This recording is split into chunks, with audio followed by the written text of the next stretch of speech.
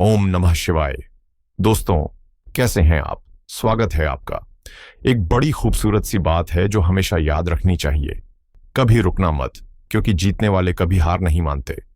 सफलता की कुंजी इसी दृढ़ता और अटूट संकल्प में छिपी है।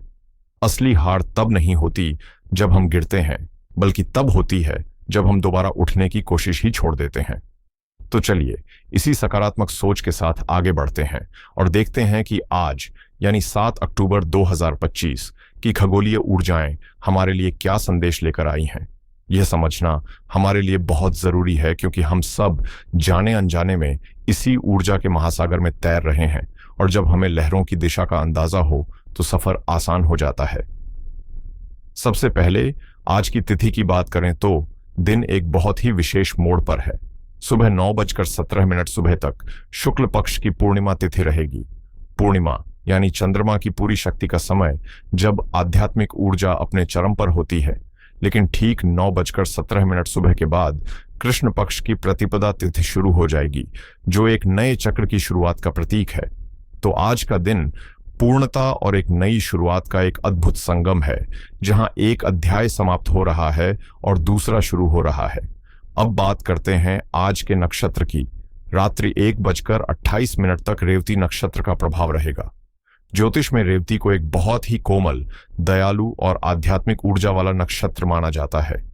इसकी ऊर्जा हमें सेवा भाव और दूसरों की देखभाल करने के लिए प्रेरित करती है। आज का योग भी बहुत महत्वपूर्ण है। सुबह 9:31 तक ध्रुव योग रहेगा, जो स्थिरता और मजबूती देता है। लेकिन इसके बाद व्याघात योग लग जाएगा, जिसका शाब्दिक अर्थ है आघात या चोट। यह हमें संकेत देता है कि दिन के दूसरे हिस्से में हमें सावधान रहने की जरूरत है, क्योंकि चीजें अचानक बदल सकती हैं। और आज का वार है मंगलवार। मंगल का दिन ऊर्जा और साहस का प्रतीक है, लेकिन यह क्रोध और विवाद का भी कारक बन सकता है। इसलिए आज हमें अपनी ऊर्जा का इस्तेमाल बहुत सोच समझकर करना होगा, ताकि यह विनाशकारी न होकर रचनात्मक बने। शुभ समय की बात करें तो यदि कोई बहुत ही महत्वपूर्ण कार्य करना ही पड़ी है, तो उसके लिए सबसे शुद्ध ऊर्जा अभिजीत मुहूर्त के दौरान मिलेगी, जो सुबह 11:51 से दोपहर 12:38 के बीच है। और अशुभ समय में आज दिन का सबसे भ्रामक और नकारात्मक समय राहुकाल रहेगा, जो दोपहर 3:09 PM से शाम 4:37 PM तक है। इस अवधि में कोई भी महत्वपूर्ण निर्णय लेने, धन का लेन देन करने या किसी नई शुरुआत से सख्ती से बचना चाहिए। तो आज के दिन का सार क्या है? दिन की शुरुआत पूर्णिमा की आध्यात्मिक और सकारात्मक ऊर्जा से हो रही है, लेकिन फिर व्याघात योग और मंगलवार की उग्र ऊर्जा का प्रभाव बढ़ेगा। रेवती नक्षत्र हमें बुद्धि और सेवा भाव से काम लेने की सलाह दे रहा है। कुल मिलाकर यह एक मिश्रित ऊर्जा वाला दिन है, जिसमें धैर्य, बुद्धि और सावधानी ही हमारा सबसे बड़ा कवच साबित होगी। अब हम इस सार्वभौमिक ऊर्जा के प्रभाव को आपकी राशि यानी तुला राशि पर केंद्रित करते हैं। तुला राशि वालों, आइए गहराई से समझते हैं कि यह ग्रह गोचर आज आपके जीवन के किन क्षेत्रों को और किस प्रकार से प्रभावित करने वाला है। आज की पूरी भविष्यवाणी का केंद्र बिंदु है चंद्रमा। चंद्रमा हमारे मन, हमारी भावनाओं और हमारे अंतर्ज्ञान के स्वामी हैं। और आज चंद्रमा आपकी जन्म राशि से छठे भाव में गोचर कर रहे हैं। ज्योतिष में छठा भाव कोई बहुत आरामदायक स्थान नहीं माना जाता। इसे रोग, आरण, शत्रु, प्रतिस्पर्धा, दैनिक संघर्ष और सेवा का भाव कहते हैं।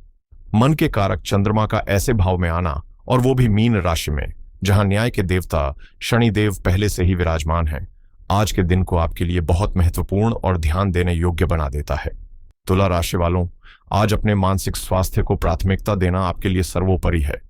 जैसा मैंने बताया, चंद्रमा आपके छठे भाव में है। जब मन का कारक ग्रह इस भाव में आता है, तो वह मन को अज्ञात भय, चिंता और नकारात्मक विचारों से भर देता है।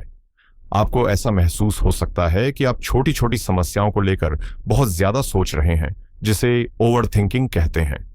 और सबसे बड़ी बात, इसी भाव में न्याय के देवता शनि भी विराजमान हैं। चंद्रमा और शनि का यह संयोग विष योग के समान प्रभाव देता है, जो मन में एक प्रकार का भारीपन, अकेलापन और निराशा का भाव पैदा कर सकता है। संक्षेप में, आज मन की शांति भंग होने के योग्य प्रबल हैं, इसलिए सचेत रहें। यदि आप नौकरी करते हैं तो आज आपको अपने कार्यस्थल पर बहुत ही धैर्य और कूटनीति से काम लेना होगा। छठा भाव आपके सहकर्मियों का भी होता है।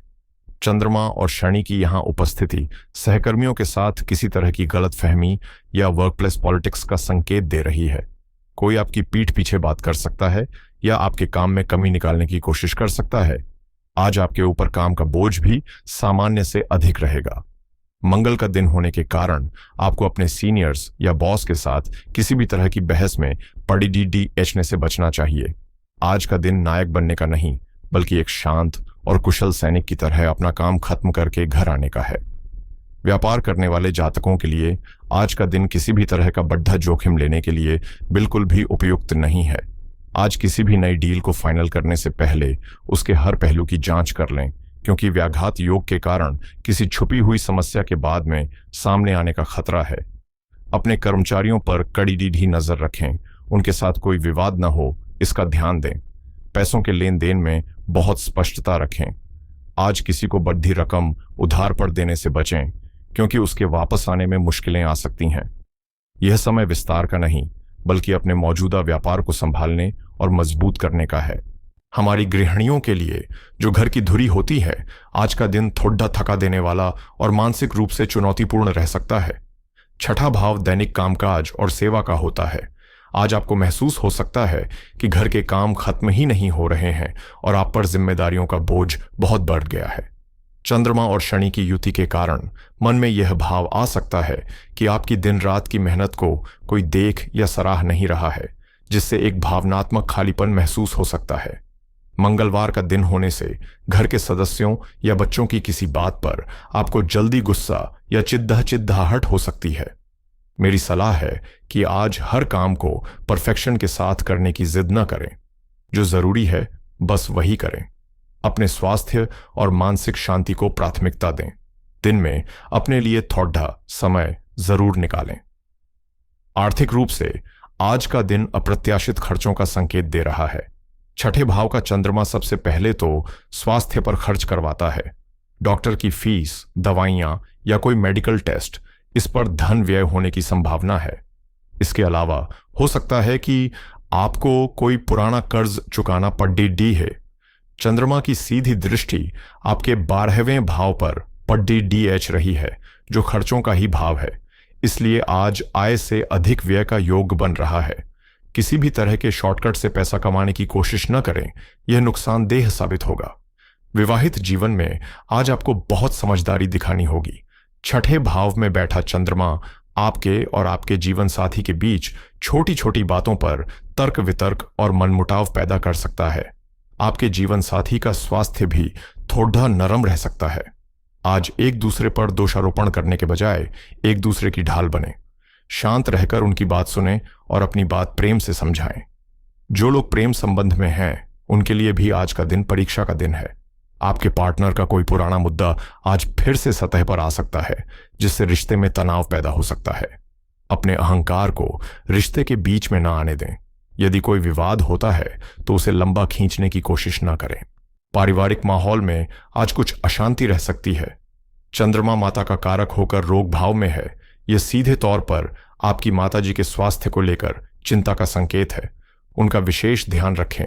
घर का वातावरण थोड़ा बोझिल और तनावपूर्ण महसूस हो सकता है।